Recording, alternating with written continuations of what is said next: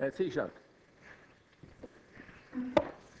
Well, first of all, can I say that today is National Job Shadow Day in respect of people with in supported employment, and I'd like the House to recognise Cian O'Connor up there, who is shadowing the Taoiseach today in my work over in the Department of the Taoiseach.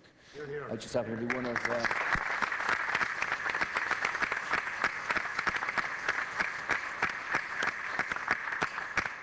I just happen to be one of hundreds of people all over the country today who are being shadowed by people in supported employment, and I think that's a very good thing to do.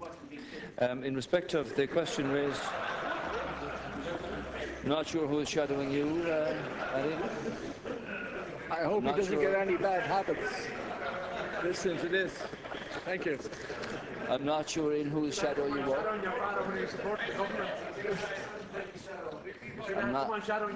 Thank you. I'm not sure in whose shadow you walk today, Matty. The question asked by Deputy Martin was